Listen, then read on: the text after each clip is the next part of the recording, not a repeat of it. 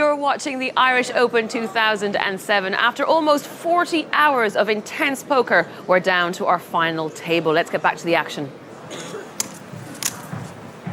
3 left. And Sawyer Meatsy, the Canadian. A little bit of a frown. Doesn't like him. Oh, not too bad, he says. I still raise with him.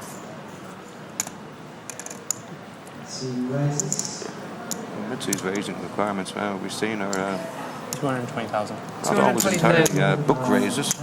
220, that's 80 plus 140. And Mitzi was making a lot of his moves yesterday from a very early position and just throwing the book out the window. So he's a pretty tough customer to put on the hands. Raise. Re-raise nuts from Marty Smith. This is a lot tougher than it looks, Park, with the ace-5, isn't it? If he gets called, he knows he's in terrible shape. Well, you know, it's very easy when you can see all the cards. But when Marty Smith is there, just takes a big heart. Marty's got one. He's having the time of his life. He sure is.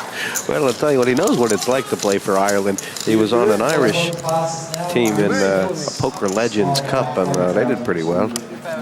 Well, those red lines, of course, Hans Roland de Wolf has won, and they've played 24. By my count, he's won at least half of them.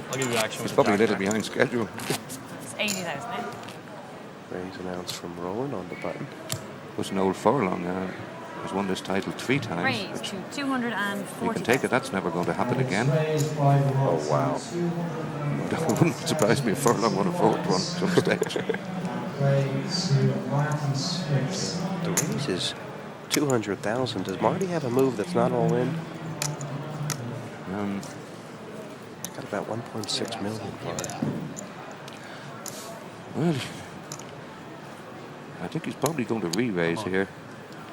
He did have the option of either going all in or maybe raising for half his chips and sticking the other half in on the flop, whether he hit it or not. It's kind of a stop-and-go play. So by getting it all in, he's asking a very, very serious question of Roland de Wolf. And does the size of the raise, it's very big, obviously, does that give Roland an indication about the strength of Marty's hand? It certainly gives him an indication of what will happen if he calls and loses it. You know, when players can mix up these all-in moves, you know, sometimes a guy can have a very strong hand and move all-in representing a weaker hand. You know, sometimes when a guy puts in more chips than some people think that he has to put in, I mean, they assume the guy has got like a pocket pair or ace-queen or something, and he doesn't want to call. He just wants to win the pot here and there, but here and now. But you know, sometimes the guys will do the reverse and they'll stick all their chips in with 2 aces or 2 kings, hoping some guy will put them on the hand that they're supposed to have. And, not lost on Roland. And one thing, Roland made a very conservative sort of fold against Marty earlier at this final table. Well, the one thing he is sure about in this situation is that Marty Smith is not doing this with ace-3 or ace-4, so that if the Wolf calls, Marty's either going to have 2 overcards or he's going to have an overpair. Of course, there's a slight possibility he could have an underpair, but only the optimist like the Wolf. I took that one out of my thought book years ago. It just never happened. You know? I think I gave it up around about the same time I gave up doing the lottery. If the Wolf calls and loses, he'll have $1 million. If he folds right now, he can still have 2.4, which is average chips for 3 ways. It's well, you know, the thing about the Wolf is that he likes riding the roller coaster and he reckons the millions enough. That's exactly what it is, Park. Roland de Wolf, not for the first, second, third, fourth, fifth, or sixth time at this final table, has called a huge bet. And it is Marty Smith all in, a race. If Smith should win this, Park, he will be the chip leader in this tournament. This is a great chance for Marty Smith because he was out of position against the Wolf. So if he can get all his chips in a straight race to win a huge pot, he'd have taken this if you offered it to him. Tournament on the line. This young man from Belfast, and 5 cards to hit the board. I mean, I really like Roland de Wolf, but I mean, he will forgive me for funking for Marty Smith here. Go on, Marty. Come on, the ace.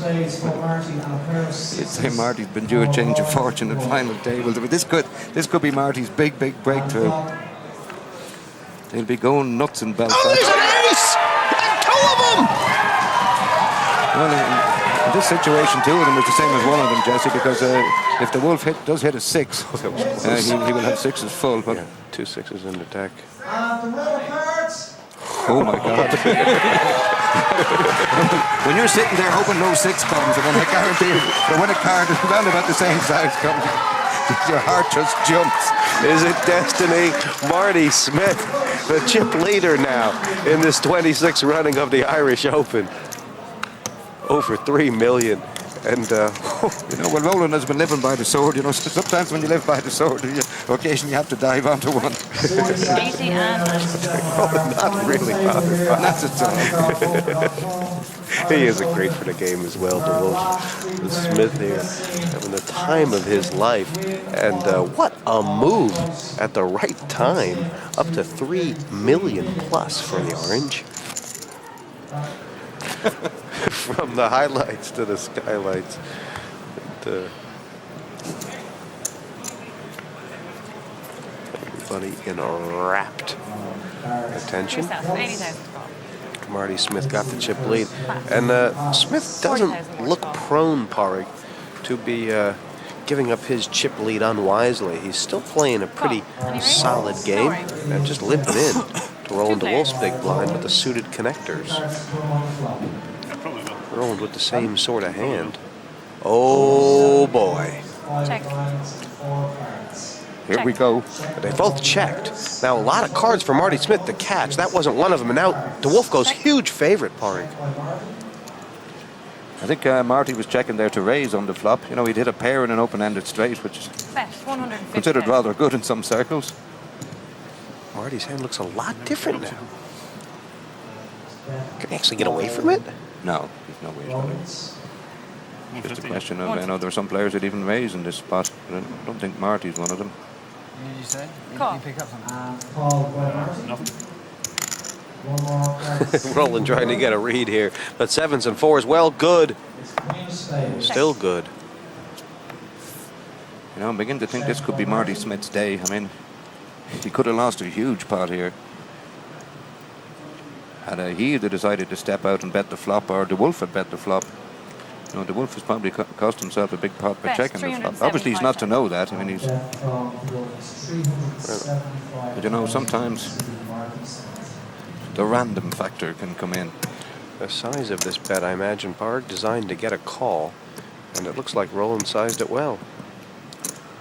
Well, you know, Roland's the kind of guy who bet the river if he's got absolutely nothing and feels he can't win a showdown. So, you know, Marty Smith isn't just time wasting here. He's getting ready to call him. That's the only thing Marty can say. Really, is that you could have had more. Well, it's always a good idea to try and deflate a guy just after he's taken some of your money. But yeah, it was interesting. Check on the flop. Either way, Roland, who basically been counted out of, there's Marty Smith. He's just lost the chip lead. And Roland, who's been counted out of this tournament, I would say 6 or 7 times conservatively, finds himself right back in it again. What a bounce back artist this man is. He's crossed the 2 million mark again. Yeah, well, Roland DeWolf has shown great self-control here, and he hasn't lost a head in 5 or 6 hands. All gray and black now in the chip department.